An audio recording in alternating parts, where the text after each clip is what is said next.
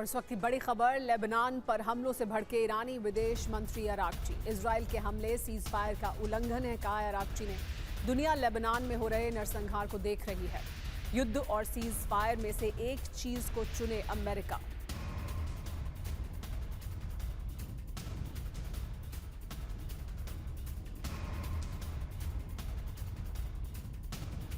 Cease fire पर ईरानी speaker कालिबाफ ने भी दो टूक जवाब दिया है। अमेरिका ने 10 में से 3 शर्तें पहले ही दिन तोड़ी है, कहा कालिबाफ ने।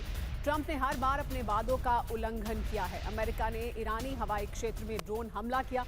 ईरान के यूरेनियम संवर्धन अधिकार से इनकार नहीं किया जा सकता है। यूरेनियम का एक ऐसा मुद्दा है जिस पर ट्रंप ने भी कहा कि वो इस मुद्दे को नहीं मानते हैं कि वो सीज फायर का हिस्सा है, और ईरान साफ तौर पर ये कह चुका है कि यूरेनियम संवर्धन एक नॉन नेगोशिएबल है ईरान के लिए, यानी वो ऐसा करता रहेगा।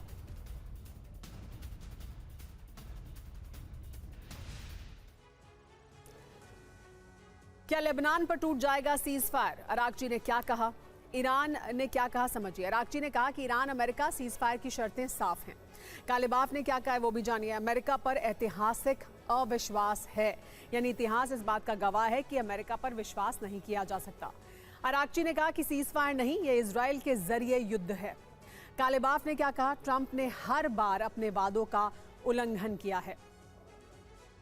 युद्ध और सीज फायर साथ नहीं चल सकते, कहा अरागची ने। कालिबाफ ने कहा कि एक दिन में ही सीज फायर की 3 शर्तों का उल्लंघन किया गया है।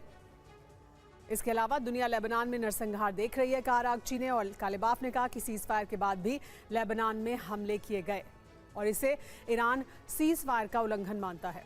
अब अमेरिका के पाले में है जंग की गेंद। कालिबाफ ने कहा कि ट्रंप ने ईरानी हवाई क्षेत्र में ड्रोन हमला किया है, यानी सीज फायर के नियमों का उल्लंघन किया गया है। अरागची ने कहा कि अब यूएस की प्रतिबद्धता पर दुनिया की नजर है। कालिबाफ ने भी कहा कि ईरान के यूरेनियम संवर्धन अधिकार से इनकार नहीं किया जा सकता, ये ईरान का अधिकार है और ईरान ऐसा करता रहेगा। बड़ी बात क्या है, शांति वार्ता से पहले ईरान बड़ा फैसला ले सकता है। लेबनान पर हमलों के जवाब में इजराइल पर हमला भी संभव है।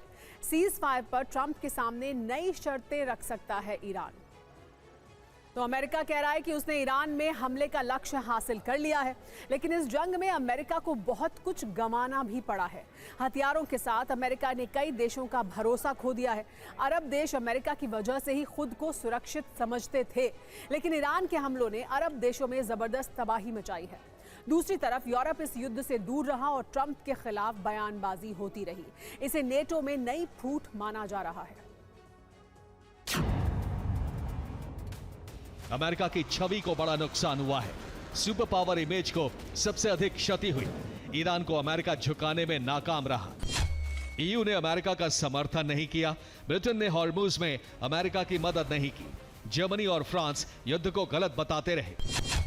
अरब देश लंबे समय से अमेरिका के भरोसे थे।